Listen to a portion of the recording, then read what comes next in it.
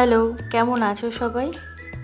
আমার আজকের সকালটা চলো তোমাদের সঙ্গে শেয়ার করি।